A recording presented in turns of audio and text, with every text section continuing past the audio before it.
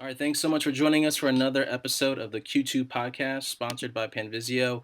I have a special treat, someone who is a personal friend of mine, longtime friend, and I guess you could say kind of like a big brother almost for a time. It was his name is Jose Humphreys, pastor and founder of Metro Hope in Harlem, New York. Thanks so much for joining us today for our Q2 podcast, Jose. No, it's great to be here with you. So we know there's no such thing as downtime or a light Friday for a pastor, so we're probably going to jump right in with the questions. But there's a lot of stuff going on in especially with inner city ministries and whatnot, and we'll get to that. Hmm. My dad's a pastor. You know that my dad's a pastor. I'm a third generation pastor's kid, and it takes a special kind of crazy to be involved in an urban ministry. Special kind of crazy. Yeah, especially kind of crazy, and obviously it's done out of love. But for you, I know you have a lineage of your father being a pastor as well. What made you want to what was your journey like to kind of actually go to this calling of becoming a pastor, and what was that like for you? Well, since it's a special kind of crazy, that entails a true calling, and the number one reason I got into ministry was because I felt called by God to do so. My dad was an associate pastor for several amount of years, and I was just very familiar with what it meant to be the PK, right? Yeah. What we were as pastors' kids and everything that they go through. So growing up, I had a real sobriety about the pastorate. I knew the pressures that they go through, the thanklessness Hmm. of the job, and I ran away from it for some time. I really thought that I would be starting my own nonprofit organization or a consulting firm of some sorts that would be working for the public good, but pastoring would have been like the last thing on that list, Mm. or probably more on toward my retirement years, more like on that bucket list. Yeah. Uh, but God had different plans, and I felt compelled and called to move out into multi-ethnic ministry with my wife here in the city, and it's just been amazing how the things that we sometimes plan are not the things that we end up doing, or at least the timing of it doesn't Yeah. always pan out the way that we thought. Yeah. So when you were actually working in nonprofit world before you officially became a pastor, right? What was your kind of career background like before you transitioned into a full time role?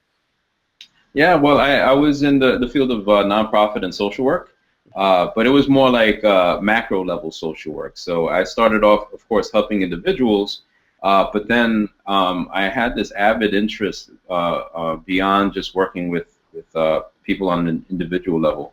I kind of was looking at things more systemically, so I was looking for positions of influence, like whether it be a manager, so sort of a department head, where I had influence not just on people but also processes. Hmm.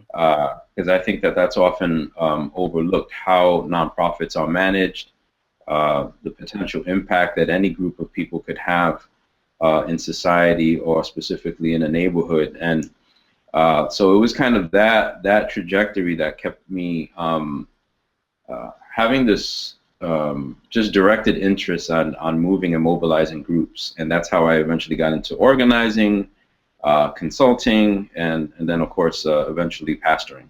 Okay, so you gradually went through that role, because I remember when we helped start, Harlem. You were still were you doing that full time, or was that you were kind of like transitioning into the full time pastor during that time?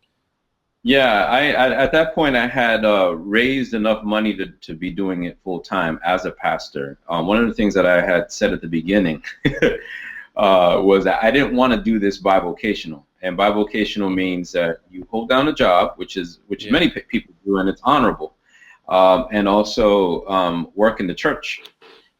But knowing myself, I also said I can't chew gum and walk at the same Yeah. time, right? So the way that I'm wired, I really wanted to put all of my efforts and energy. Yeah. But that also has to do with ministry philosophy. My philosophy has been we don't look at church as this Sunday service, Hmm. something that people do on a Sunday, then go back home and live their lives in very inconsequential ways. For us, Sundays was a hub to really move out into mission for God throughout the week. Hmm. So that's how I've looked at it, and that's why I've chosen this route. Although the bivocational route is just as honorable. But to respond directly to the question too, I worked for an organization actually in your neck of the woods called Esperanza, Never remember. and Yeah, at you the saying time it. they were called Esperanza USA, and they're a Latino Hispanic community development corporation, and they also happen to be faith-based as well. Hmm. And it was at Esperanza where I was able to kind of merge this theology of gospel with this theology of community development. Uh, and it really just kind of made everything concrete for me when I was able to think about how the good news, the gospel, could have a concrete impact within our very zip code, Mm. within our surroundings, and that began to help me to think about church differently as well. Um, so and we mentioned this before. We always get this a lot of the times too. Is out of all the churches in that area, or a lot of churches in urban areas, there's storefront churches. Yeah, You could see, and I always joke around saying this, like there's the fried chicken place, there's the liquor store, and then you see some of the church storefront churches there. Why Harlem? Why that place? What was it that made you want to start there? that is a great question because Harlem, as you know, has no shortage of churches. Mm-hmm. Exactly. And, as a matter of fact, there was an article some years ago that I had read that said that Harlem had the greatest concentration of churches of any neighborhood or even borough in New York City. Mm. Um, so we have no shortage of churches, and the big joke in my church is often when we when we think people don't like the church experience, we say, hey, if you don't like our church, you don't have to go far. You don't have to go down the block. You could actually just go upstairs and take the elevator Yeah. to the third floor. Yeah. Because there's a church meeting right up there, and they may have a great choir as well. Mm. But they won't give you donuts and coffee like Metro. So Yeah, and they don't have that many. I don't know about the cooks at Metro too. They could throw down when it comes to food too. So it's kind of hard to compete. Maybe you should use that for the marketing. I don't know. that's right. Um, That could be a caption in our brochure, right, uh, under our mission statement, right? uh, Donuts and free trade coffee. so Uh, yeah. So you still like, despite that, what propelled you to do it in Harlem? well, we felt, yeah, we were propelled, and we also were compelled. Mm. Uh, and it's our ministry philosophy, our view of the gospel, that the gospel is incarnational. And incarnational, as we know, is about God becoming flesh and living in a neighborhood and Hmm. taking on a certain culture, having a proximity to people, being invested in a local neighborhood. In Jesus's case, it was first century Palestine. It was Nazareth. It was Capernaum. And so when my wife and I moved into Harlem about 12 years ago, we were here to make a very specific commitment to our neighborhood. Yeah. That we would be here to seek the well-being of our neighborhood, to shop locally, to pray for our neighbors, to be here to care about what actually happens in the community board. It's a very particular way of approaching not only gospel life, but also ministry. And so when we thought about planting a church here in East Harlem, that theology, that philosophy fed our decision um, about a location in New York City. And we said, well, yeah, well, naturally it's going to be in the place that we live and where our son goes to school, hence East Harlem. Yeah. And would you say that that really embodies your philosophy of your theology and ministry, is to be very involved socially in the well being of the lives in that zip code, for example? And is that, I know Lisa mentioned this too, like she defines it as that is Christianity, that is the gospel. People kind of coin it as a social gospel, but for you and your interpretation, is that the gospel, and how it should be interpreted? Um, Very much so. And to your question, and it's a great question, if I were to ask five different Christians in the church, they're all sitting in the pew on a Sunday, what the gospel is, Hmm. I could imagine they would give you different definitions, Yeah. because that's how Christianity tends to be. There's sometimes a plurality of thought, even among Christians. So sometimes you ask one Christian, maybe on the liberal side, they'll say, yeah, it's about social gospel. If you ask a conservative, it's about personal relationship with Christ. If you ask a Calvinist, it'll be about that being a part of the elect and being justified by faith. And I've always been a both and kind of person. I'm Hmm. able to hold things in tension, and I realize that when we say that the good news is the good news, it's a grand story. So when people ask me, is it personal salvation and the kingdom? Absolutely. Is it about liberation and social justice? Yes, it has room for that. Is it about incarnational ministries, caring for local businesses, praying for our schools, being involved in the local politic? Absolutely. I believe that the good news encompasses all of that because it's a whole story, a holistic story that deals with all of the different dimensions of life, be it the emotional, the familial, the social, the physical. So the gospel speaks to all of those things. If the gospel only spoke to one thing, then it would be a limited gospel. Hmm. I here's my kind of um, not gripe, but it's kind of tough when we look at places like Harlem. Like, I was born in Camden, New Jersey, and it's very similar in the makeup and the what's going on there. And you're seeing the storefront churches, and after Right. so long, after so many years, you don't see that much change despite the existence of these faith-based communities. Um, what is it? Because Lisa's really forward about saying, and again, if you don't know who Lisa is, go to a previous episode. I have it in the show notes where she talks about what the true gospel is, and that's what Jose you just alluded to. Um, what is it that holds these local churches who might not embody that interpretation of the gospel? I mean, I hear you say that it's all those things, but it seems like some churches are really focusing on one and not and at the peril of the other side of the gospel. What do you feel like it's a an awareness issue or a fear issue to tackle the social gospel head on with these churches who are been around for years and years and years yet still not engaging the community? Yeah. Uh, well, first and foremost, Lisa is and was a member of Metro Hope Church, Yeah, I know you and got to claim that one, huh?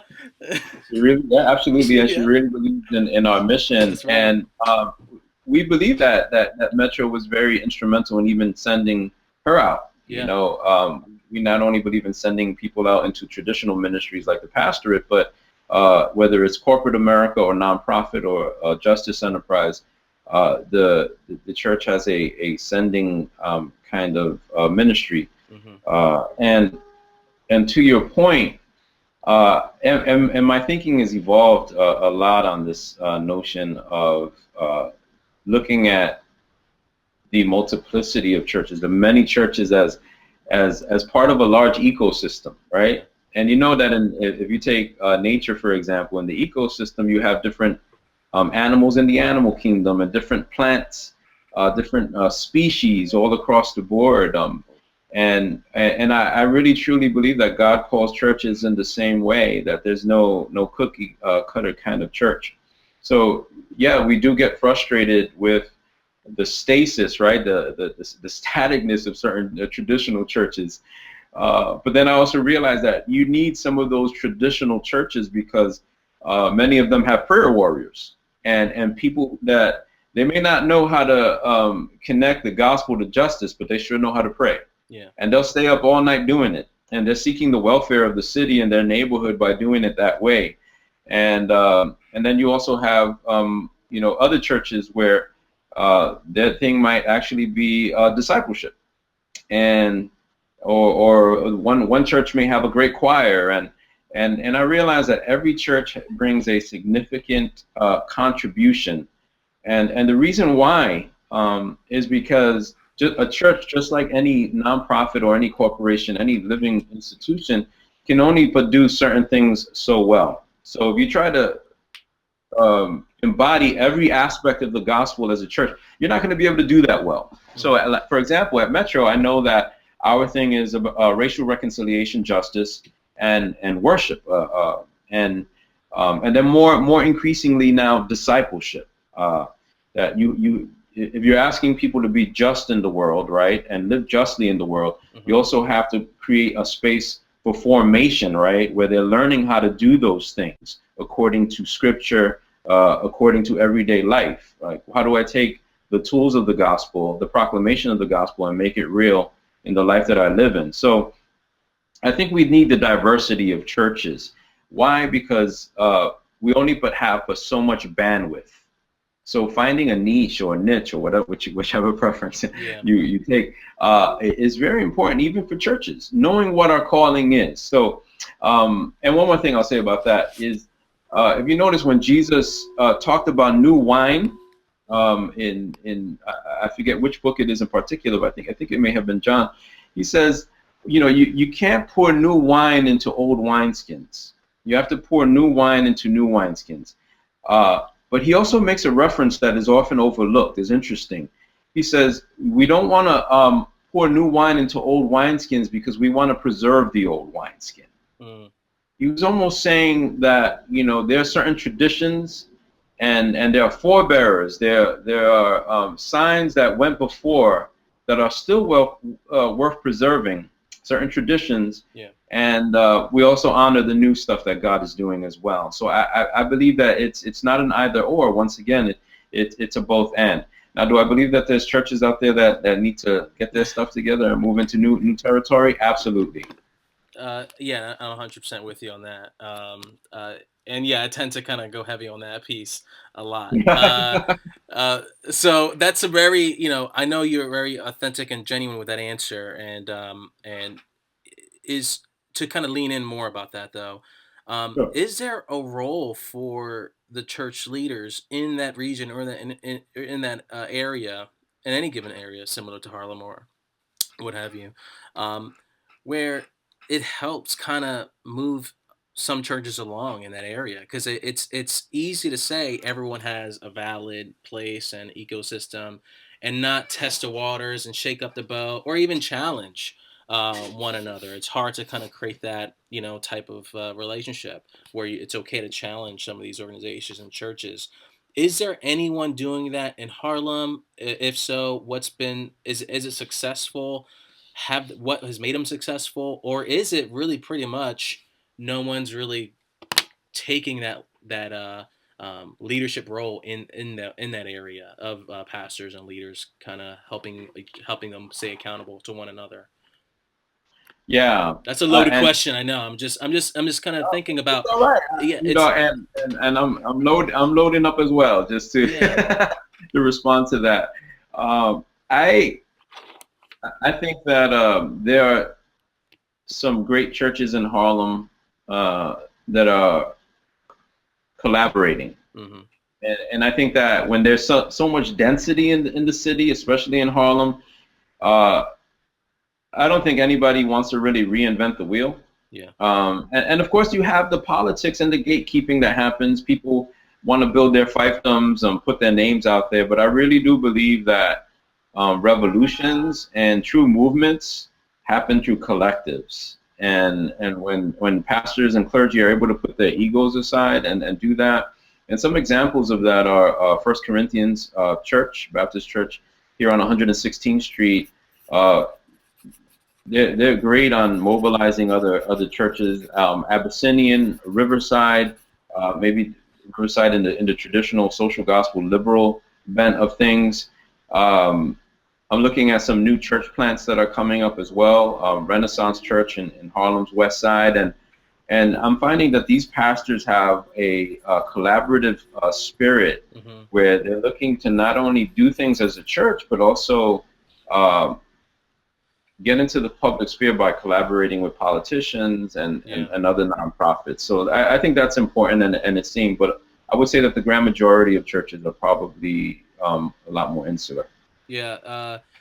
And the reason why I asked that is because not every inner city climate is the same when it comes to faith-based Yeah, organizations and whatnot. Some have way more ego and gatekeepers and politicians than others, and so it sounds like to me that if it's going to be successful in collaboration, it has to come from someone. Someone in the faith-based community has to kind of take that first step and reach out. I know Lisa has some experience too with New York Faith and Justice, which she was part of that. Was that's that an organization that you feel like embodied that expression of kind of inviting people in collaboratively and whatnot? absolutely.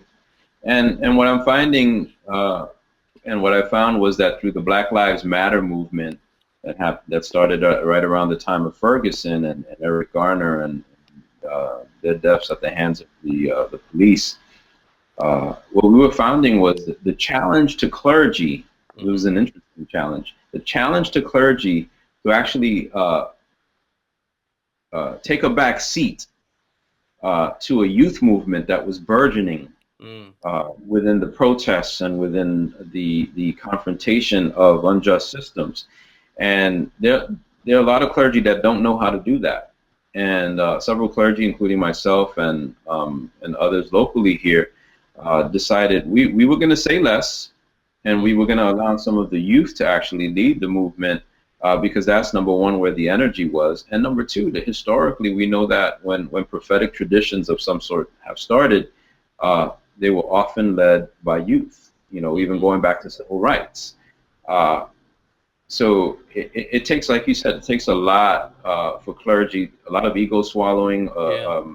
and just really just discerning uh, what their role in any movement might be at any particular time. Yeah, it's really tough because it doesn't take long before you really go head to head with theology, in a sense, Mhm. because some people's interpretation of the gospel is very personal, private, Yeah. and some are more socially minded.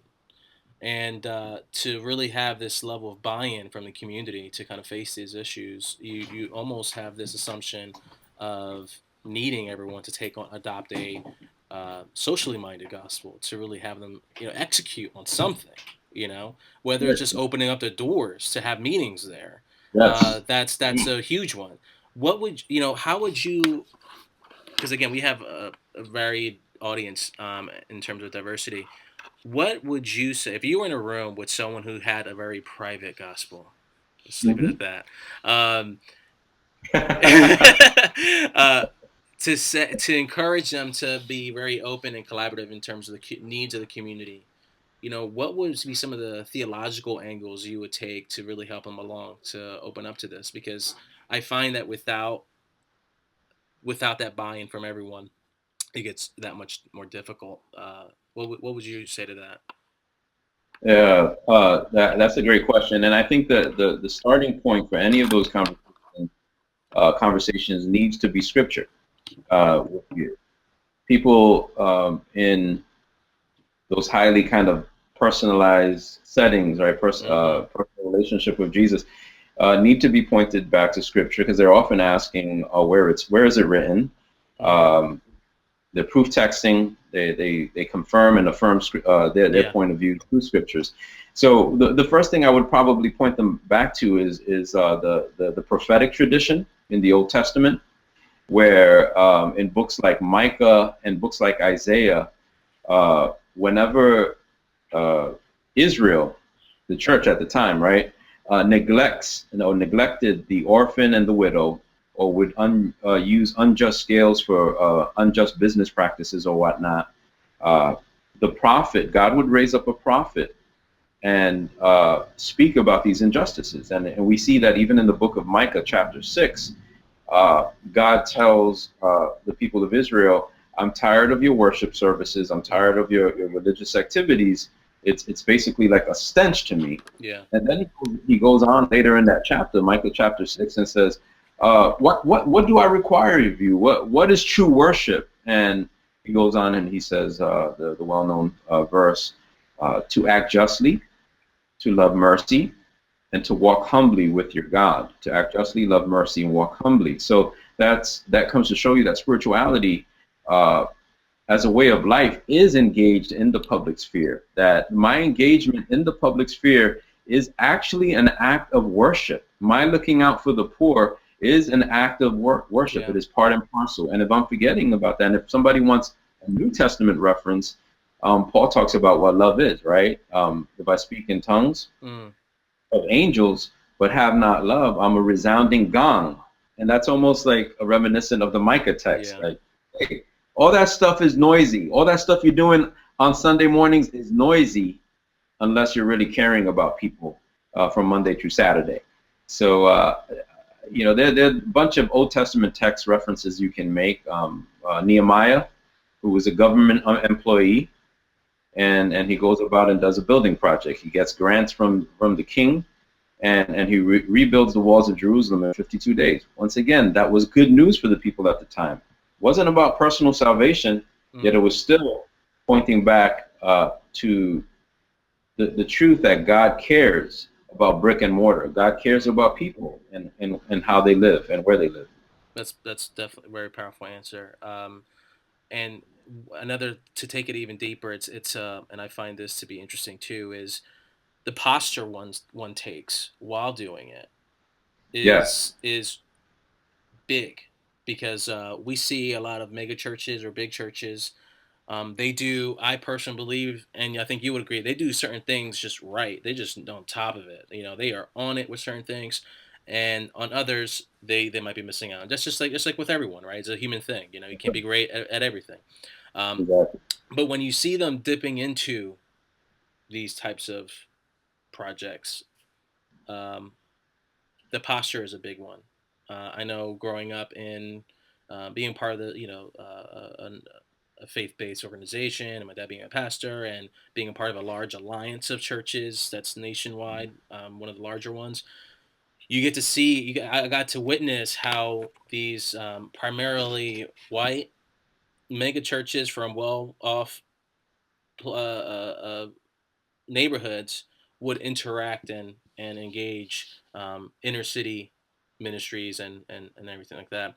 And the posture is a huge one, because as often we would talk about, um, you can't treat a person like a ministry. You Yes. can't treat them like a project, so to speak. You can't go to the projects and treat the people like projects, like I'm gonna come in and save them and fix them and all this stuff. Um, what how would you help churches that might be larger, that have the finances and the resources to not so much just like fund or bankroll these ministries and like that, but just in everyday engagement in these projects and these initiatives in the inner city? What would be some of the tips you would give them and help them out with in a concrete ways? What's the posture they should be taking? Because it's not just, oh, I did this for the weekend, I had a soup kitchen and it was awesome, and it's not just that. It's something a little deeper than that. How would you help them with the posture and the approach to those type of inner city ministries? Sure, sure. We know that the strength of the megachurch is that they're able to do things in scale and scope in just very efficient ways. And I think that is something that any church can learn about, how to do systems in ways that are efficient and help the church to be able to grow and sustain that growth. I think the challenge of the megachurch is when it becomes impersonal. And I think Mm. that's what you were kind of alluding to. And it becomes programmatic. And it's interesting that I just referenced Micah a little while ago. When God challenges the people of Israel, he was not challenging them to more programs in the church. He was actually challenging them to embody the very things that the gospel is about, to love God and to love people.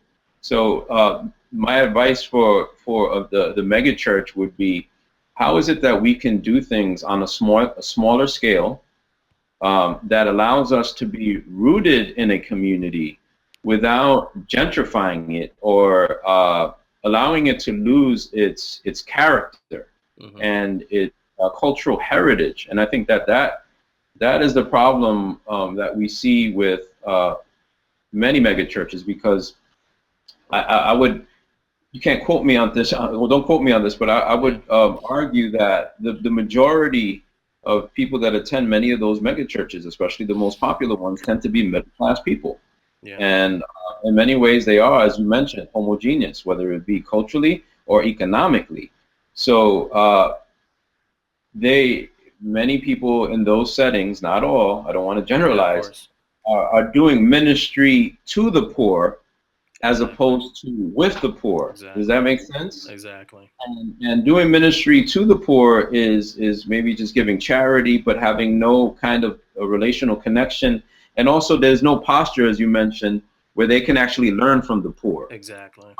And so that's huge because if we do that, it becomes very paternalistic in many ways, and we middle class people at times can, especially in America, we can see ourselves as above and apart, somehow thinking of poverty as being morally inferior or wrong.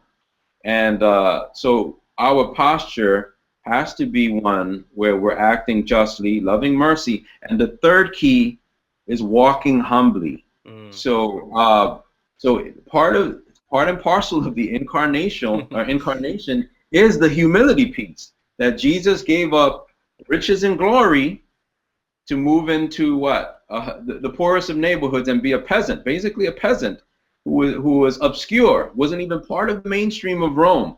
And I think that the American church and American culture has basically obscured that for suburbs and white picket fences Hmm. Yeah. and the American dream. Yeah. Yeah. No, it's tough because how can you? And the reason part of this we do this podcast is try to add voice to those things that normally no one would stumble in a conversation like that.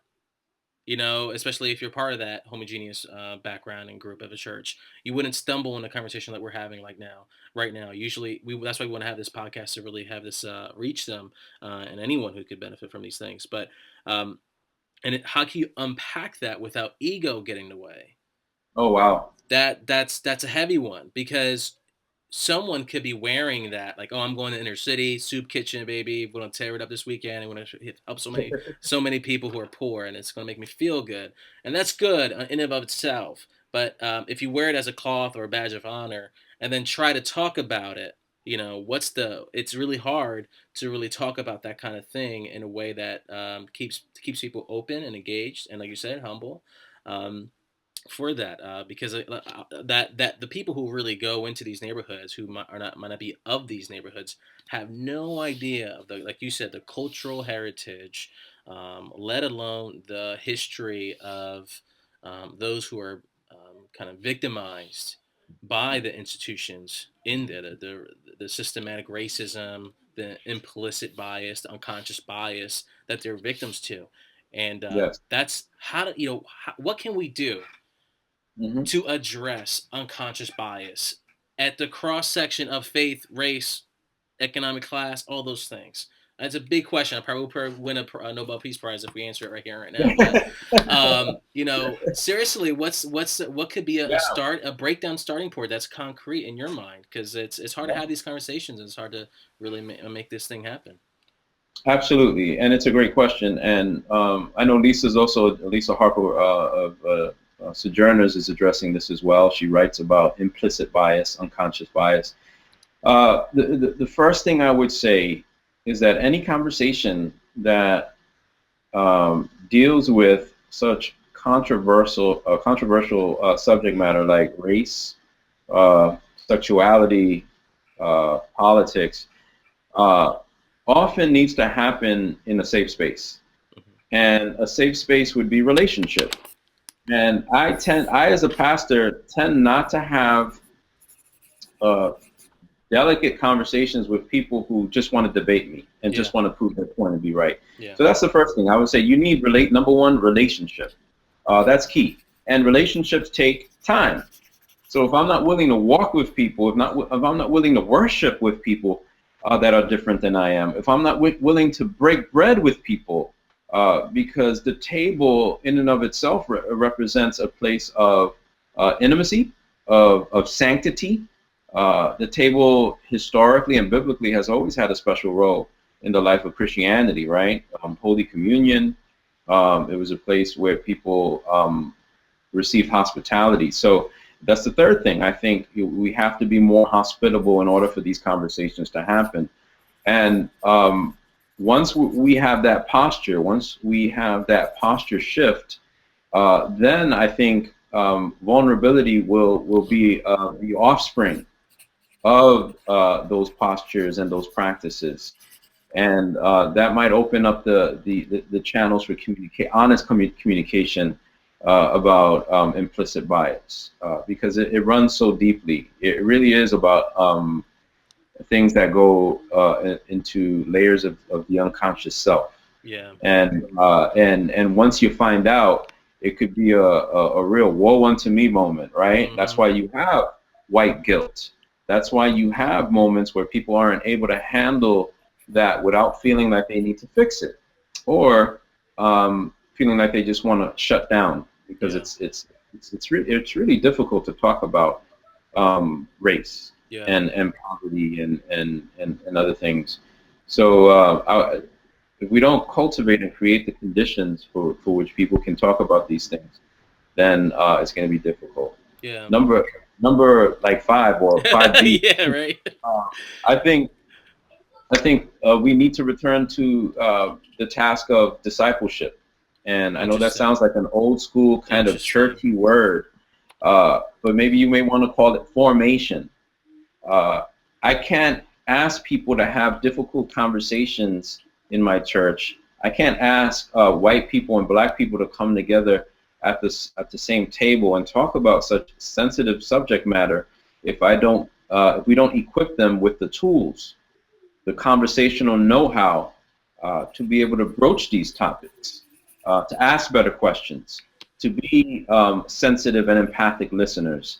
So the church needs to really just buckle down and look at itself in a different way. That I'm really want to kind of spend some time in there, because it sounds like you're taking discipleship, and even though it's a traditional, religious word, it looks like you're expanding on that definition a little bit, um, in a more versatile way. Because usually when people hear discipleship, they think about evangelism and armies of people trying to pass out tracts and get people to come to church and all that stuff. You're saying Mhm. we need a discipleship of people who are aware, Yeah, empathetic, and just really open to the journey of having those conversations. And it's okay if it takes a while for that person to get there, or for even right. myself to get there. Is that That's about right. right? Um, Absolutely. that How can we take that concept, because I think you just hit on a very powerful concept here. How can we take that concept, and wouldn't it be awesome if we were able to have that as a, I don't know what you think about this, but really formalize those things, those features that you mentioned, empathetic listening, that kind of thing, um, and promote that in our communities as a way to name what people don't even realize is an aspect that's really important, because people don't when they hear, when you say discipleship, they hear something else. Exactly. so Which is why so I qualified yeah, it. yeah, um, is there, do you know of any that maybe sojourners maybe have this, but if we can create this discipleship class in this way, whatever you want to call it, and scale it in a community and really be intentional about this, um, do you know of anything like that, and do you think that's something that might be worthwhile in our communities to really jumpstart that? Absolutely. And I know that there must be churches out there that are already doing it. So I in no way would want to take all the credit for it. Our denomination has been exploring this idea of whole life discipleship. Mm, So the concept of not preparing disciples for church, but exactly. preparing disciples for life, for public engagement, for engagement in a marriage, right? Discipleship speaks to the whole person. Just like I mentioned before, Yeah. if the gospel speaks to the whole person, then discipleship needs to also be commensurate with that in addressing the different dimensions of life, because we are holistic individuals. Uh, Now, it's interesting that we're talking about this, Joed, because over the last 2 years, I would say, we've been experimenting with discipleship and formation at Metro. So I, as a pastor, have had to engage this seriously, because if we talk about these lofty things, right, Yeah. like undoing poverty, supporting small businesses, being a reconciling community, being a loving and just community, then uh, a 30-minute preaching on a Sunday ain't gonna cut Hmm. it. Yeah. Right? But it's really the life on life thing. So what I've done is I've poured myself into, let's say, two different groups that I've been running. One of those groups just made, I think, 2 years. They called our core values group, and they just recently pulled off a cash mob to support a local business. Yeah. This was something that they did. I had minimal involvement in it, but we were journeying together, talking about this whole life discipleship, basically around our core values, which are Christ, call, community, and concern. So, which are like real ingredients of the gospel, and they've taken on a life of their own. More recently, we formed another group that's been meeting for about 6 months now, and this group deals with faith and work, vocation. How is it that we can be a blessing to our communities through our vocations, our professions? Hmm. So whether I'm an accountant or a social worker or a teacher or a lawyer, how is it that God can? How is it that I can use my vocation for God's glory and the common good? And this is our language, and part of our group meeting speaks about these things. Redeemer Presbyterian Church does a wonderful job of doing that. They have an Institute for Faith and Work, Mm. so there's a precedence for it as well. But there has to be an intentionality behind working with people, and people in the church have to make a commitment, Joed. Uh, in other words, they need to be taught that church goes beyond a Sunday, Hmm. a consumer experience. That's part of the discipleship process as well. How are we? Are we being consumers, or are we being cultivators? Cultivators have a different posture. Yes. What are we giving back? What are we growing? What are we planting? Uh, how is God's hand being seen through our gifts and talents? Um, that's that's powerful stuff, and so I'm so glad to hear that's taking that turn in terms of discipleship at Metro and even in nearby areas. For you, and I know this might rub you the wrong way or people in your position the wrong way, is what's the line between discipleships for life versus a Christianized self help type of approach? For you, what's the defining factor? Because um, I, in one sense, I think the Christian culture has borrowed from the self help industry Absolutely. in some good ways, with especially with the book Emotionally Healthy Spirituality. Right. Powerful, powerful book. Um, but in negative ways too. Like I just saw a title of the book, and yes, I'm judging a book by its cover, y'all. Just relax. I have an evolving position. I might pick it up, but I saw a cover of a book called Jesus CEO, Right. or Right. the business secrets of the Bible. Right. Like Right. Right. you see that for you. Where does one stop and when the other begin?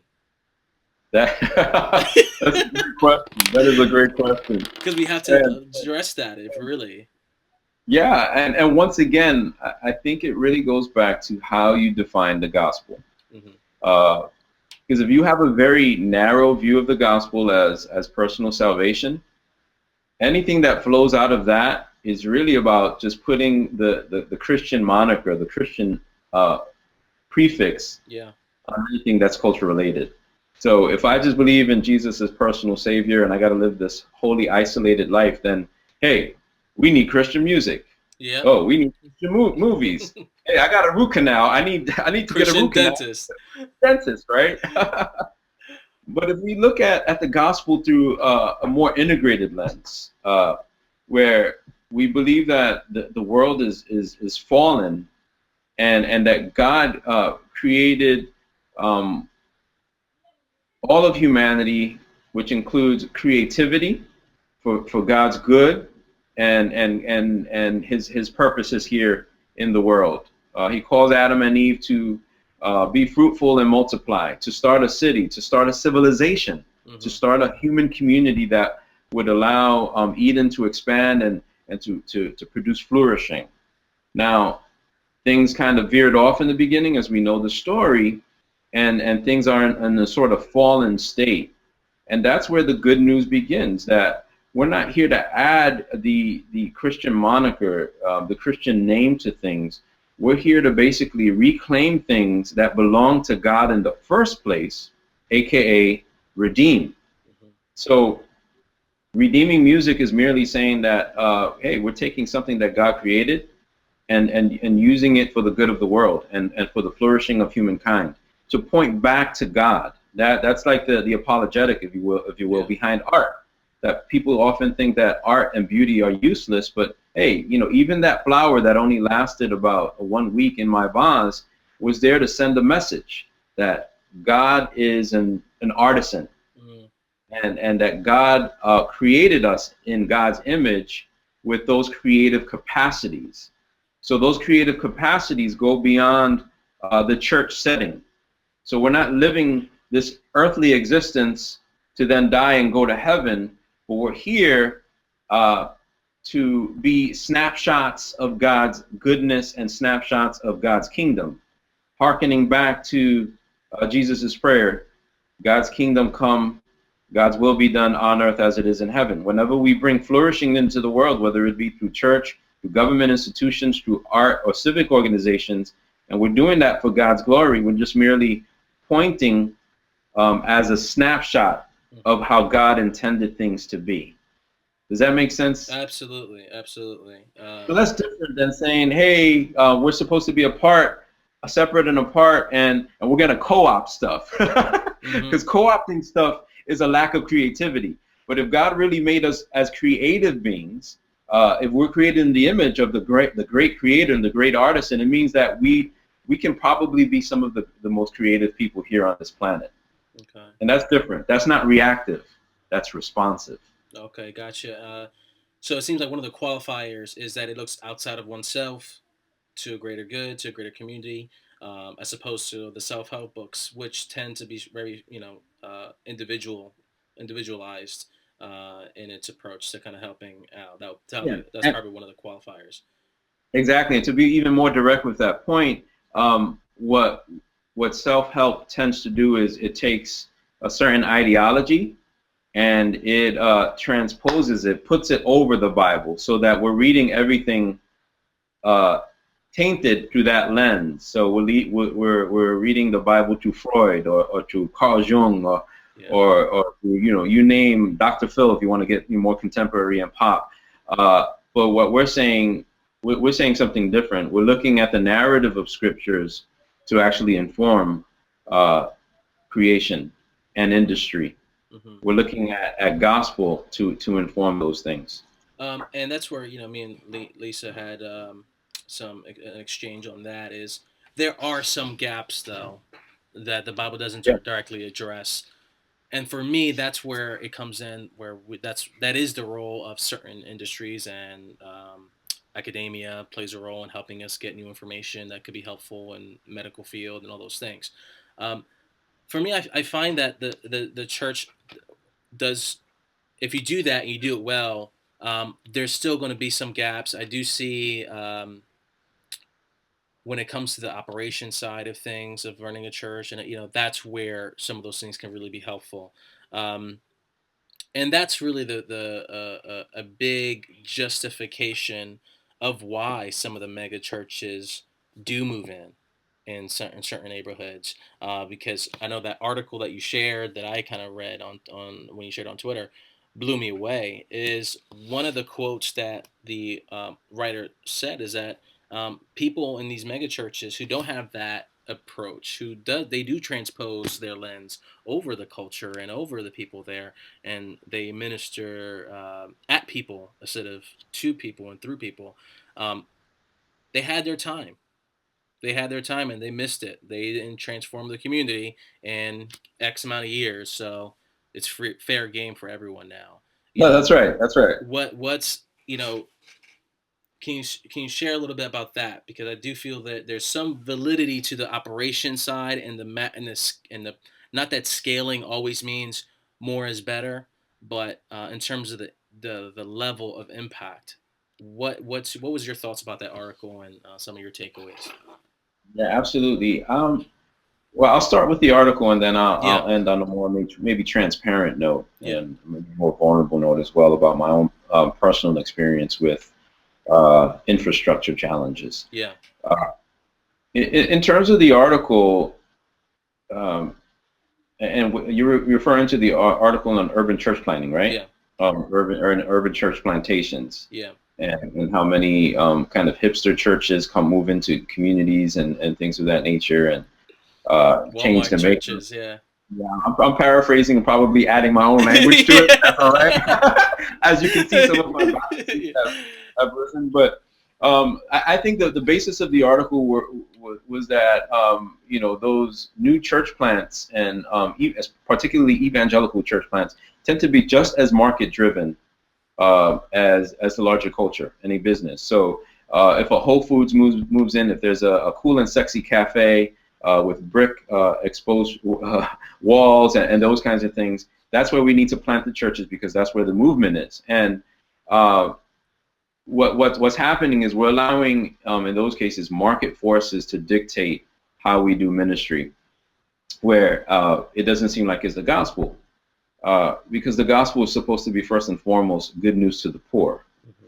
And so I'm not saying that the gospel is not for the middle class hipster or the urban elite or the young professional, but I think that the efforts are becoming misplaced now. Mm, Uh, why? Because most of the poverty that we're seeing now, the burgeoning poverty, is concentrated in suburban areas. There are actually more white people on welfare than there are people of color in terms of percentages, right? yeah, 60% of welfare benefits go targeted toward those people. So we're not just dealing with the people in the projects, but we're also dealing with the people in the trailer parks with yeah, cinder blocks basically holding it up, and their vulnerable population as well. So I think the question goes back to some of those churches. Why are you planting churches in the urban context? And why are not the suburbs just as viable mm, a mission field as well? Uh, so I think that that's my problem with it. Uh, we're seeing that in New York City as well. Uh, the second dimension of your question dealt with infrastructure, and New York City is one of the most expensive cities in the world to do ministry in. mm, It's like three times the living expense of your natural your average city here in the United States. So it's expensive to do ministry here. You need a lot of money. So on the other hand, I can understand why some of those church plant networks would be targeting the wealthier and the more elite because they're looking at things from a sustainability standpoint. Uh, Now, I realize that that might be troubling at times because it's still a market-driven kind of approach to the ministry, and it's had me asking different questions. Are there different models? Are there alternative resources or resource strategies for urban church planners? Can we do mixed models where we have businesses and or churches starting businesses and nonprofits of some sort to work in the inner city community to deal with the high cost of living, to rent spaces maybe in the city where they otherwise wouldn't be able to rent them on their own as a church, but mm. maybe if they collaborated with a nonprofit or a small business, that might be one way through that. And we've been thinking about that ourselves as a church as well. Uh, Last point, and this is more of the personal stuff. Uh, I think in starting our church, I underestimated the need for financial resource. So while I was out there fundraising and doing some donor development, doing what I needed to do to raise some money, I realized that, wow, New York City is even more expensive than I thought. People are transient, they're in and out, they graduate from school, they seek jobs in other cities. Uh, we really need to develop more of a business model that deals with these challenges and these complexities. And that hasn't always been my forte. I've been focusing more and collaborating more with business minds who can help me think about local economy and cash flow and revenue and those kinds of things, which are utterly important for churches Yeah. because it's God's business at the end of the day. It's not a separate sphere. There's the business world and then there's church. The church is God's business. Yeah, I think that's a funny way you put that, because think of it as God's business is, someone say sacrilege, like it wouldn't, it's not a thing that you would lump together. But apart from the stigma that business, provides, it's very accurate to say that there is an accounting for ministry that people do Yes, not understand or realize. Would you say that's probably the weakest area that urban ministries face is, they underestimate or not understand that dynamic as much? absolutely. I think that it goes to not only knowledge, but knowledge and know-how, but also affirming corporate America, and I have to say that out loud because I haven't always said that. Hmm. Affirming the power of ethical business practices uh, to create a sound and viable kind of ministry. That is just as spiritual. We often relegate that to the material, but when I look at all things, I look at things as stewardship. Yeah. And what business does and what business does well is it gives us an avenue. It gives us categories and even language to be able to deal with accountability, Yeah. something you mentioned, even as a church. And so business has gotten a bad rap, and I think progressives and liberals tend to stigmatize business as well. Yeah. And I'm wondering if there's some sort of middle ground where we can affirm the progressive call of social justice organizations while also affirming the stewardship processes and practices of the business world. Yeah. You marry those two, that'd be powerful. Yeah, and I know where there's always this thing of like trying to find a perfect balance, and it's not really practical to find perfect balance. But there is something to say when we talk about, similar to what we said before about the posture of service. The flip side, the posture of processes and Yes, systems and all those things. I know even at Metro early on, it makes people feel uncomfortable when we talk about systems and processes and accounting for certain things, because it questions methodology, and yes, questioning methodology is somehow associated, especially if it's done wrong, is somehow associated with questioning intention and that yes. posture, and that's so hard, and that's something that I feel like I have to learn the hard way, in Mm, helping organizations out in these areas. That the intentions are pure, is just marrying that with the best method. And that's what PanVisio was born out yes. of. Here's what, and as we wrap up, here's what I find as a powerful thing that faith-based organizations, especially the smaller ones, um, have the opportunities they have. I was watching a very interesting YouTube video of this guy named Josh. I forgot his last name, but he basically was hired by big cities like New York City and Philadelphia to come up with community programs, for, like, for example, one of them being readiness in the case of emergency,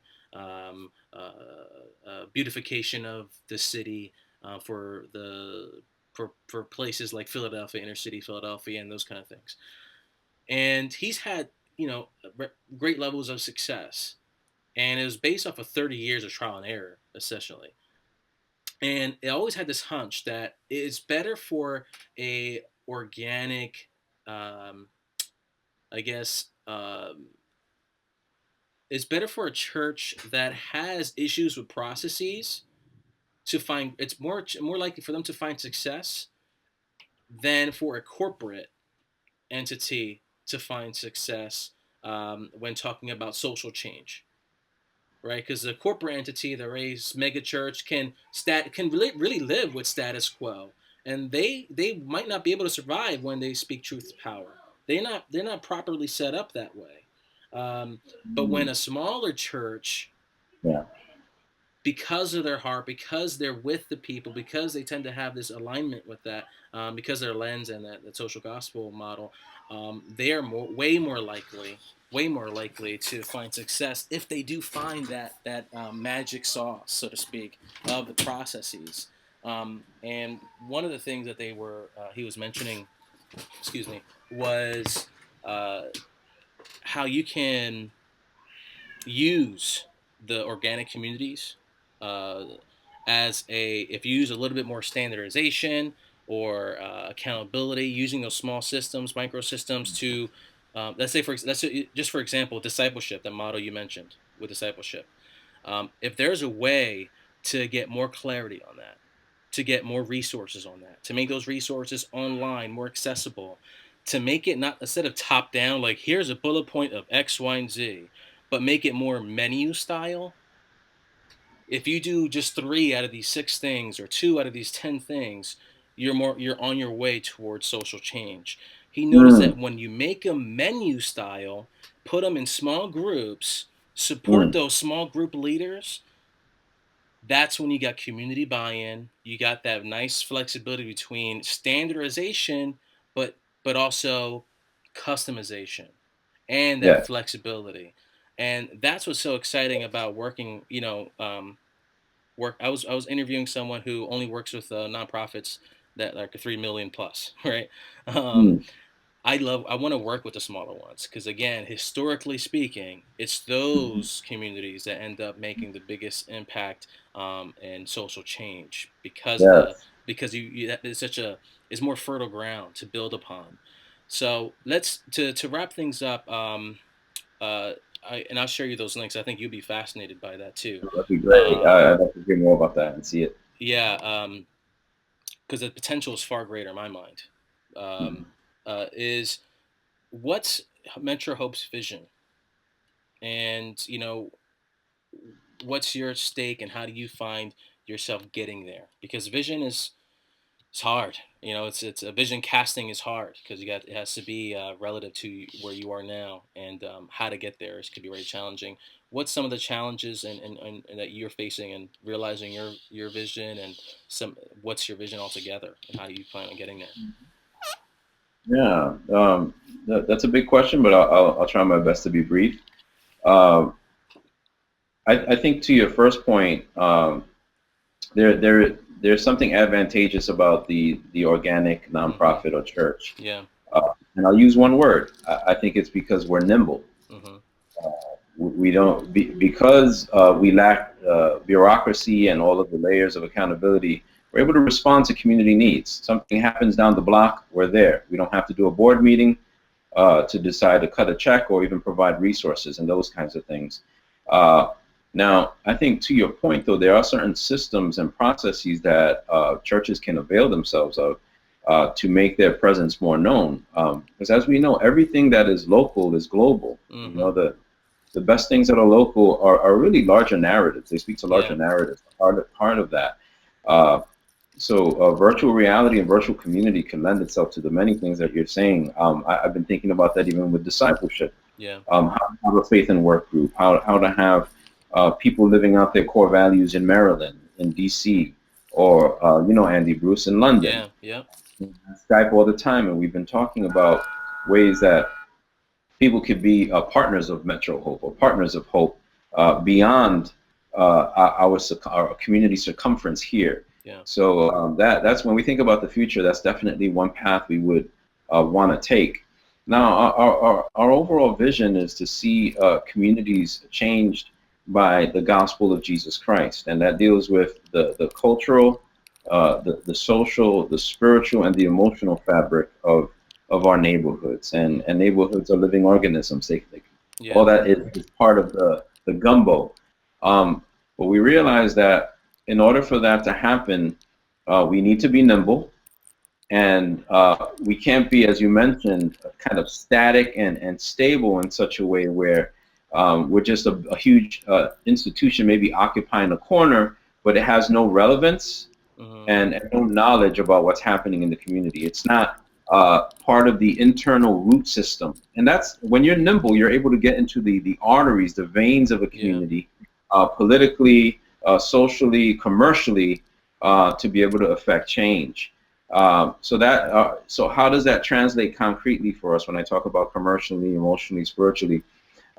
Reconciliation is one, to break down the barriers. Racial We want to reconciliation, you mean, racial right? reconciliation, yeah, to be a reconciled community, especially in a gentrifying neighborhood. What Mm, would the reconciliation of the classes look like, right? yeah. What would the reconciliation across races look like?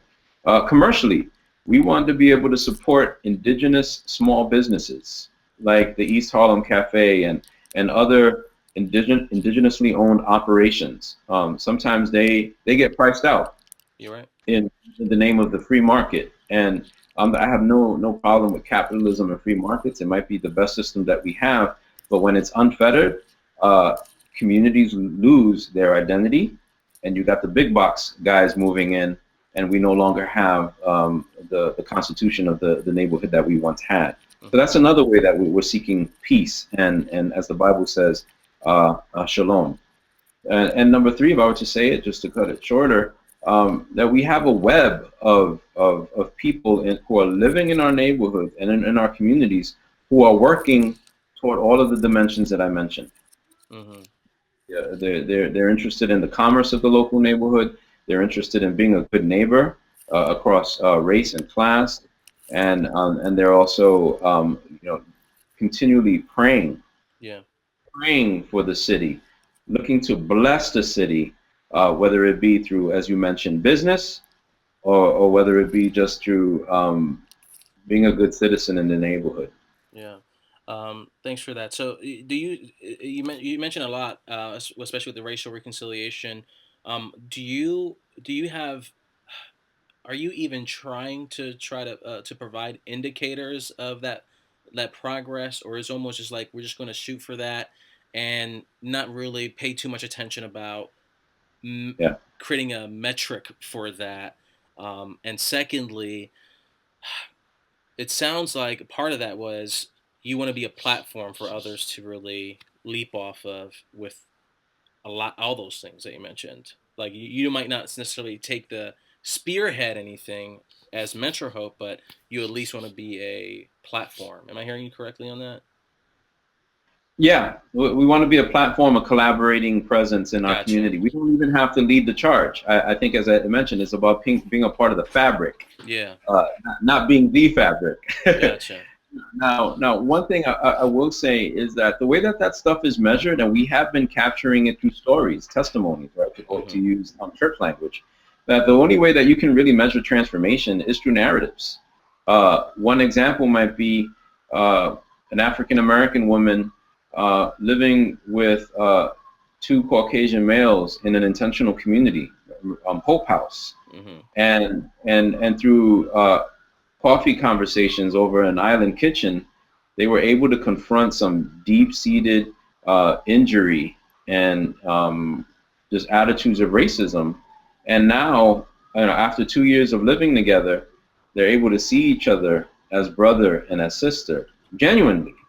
Not just sing kumbaya in the church service together, but to talk about the things that are complex and even a little dark at times. So those are the kinds of things that get measured over time, and racial reconciliation can't really be measured within 6 months or a couple of days. These are things that take sometimes decades or even generations to measure, and God's timelines are very different than ours. Yeah, that's what I was gonna kind of follow up with, because I mean there are other ways to monitor those things other than narrative. You're saying like you rather not, you intentionally want to keep it in narrative form. And also, is those conversations within the church? Because you mentioned communities for the vision, but you're talking about community. You're mentioning conversations had within Hope House. I'm just trying to find out what's the distinction for you. Where does one end and the other begin, and down the road. could there be room for, are you, is there even consideration to maybe get even outsiders to help out with the monitoring or metricizing of those things? Just really curious. Yeah, that's great. I think this is our thinking is very formative on a lot of these things. So when we say metrics, um, we do in general, as I mentioned, use narrative, uh, but we're also allowing for other avenues for which this for this to take place. So Mm-hmm. maybe measuring it through unlikely people actually doing life together. By coming to church on Sundays together and worshiping. And how's that happened? Or the fact that we're creating spaces for that to talk about these things in church, in our intentional community, and we're also creating a discipleship training program. I hate to even call it that, but a training program, right? Yeah, yeah. Uh, call it a pilgrimage where called Journey to Shalom, where we're going to give people conversational tools. Mm-hmm. And my wife Myra, as you know, is a PhD and she's a researcher.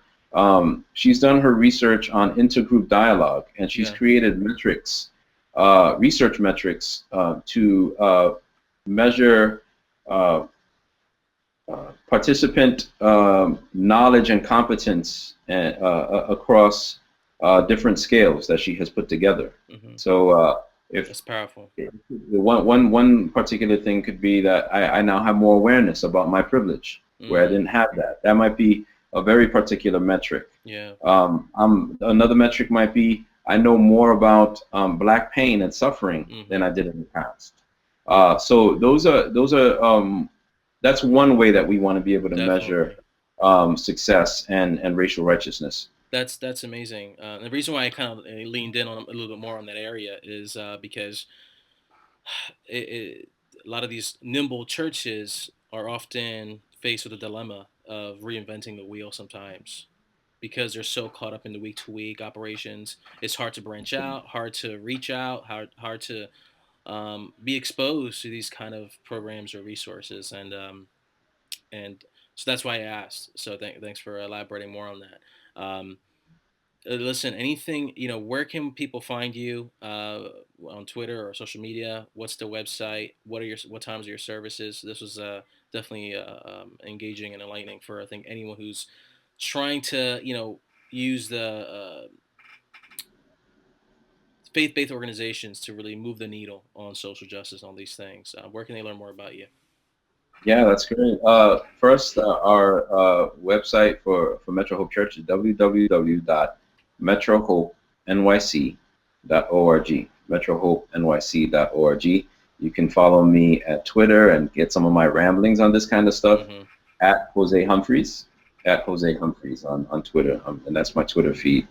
And if you wanted to find some of my writings, you can go to sojo.net, sojo.net, and put in Jose Humphreys. And I've written a couple of blogs for them on issues of racial justice and um, how can even social workers or social justice workers, I should say, care for their souls.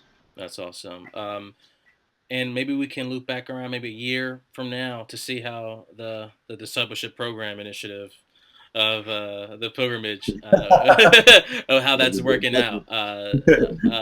Because I'm really intrigued by that. I think this type of codifying these things, and again, you never can ever do a cookie cutter type thing, but I think empowering these small faith-based organizations in a social setting, social justice environment, can really go a long way for them. So I'll be interested to see how that works out for you guys, and if it's very successful, love to kind of share it and share with other Absolutely. people. That'll be awesome. And that's the idea to also extend it to the larger denomination, Yeah. and Oh.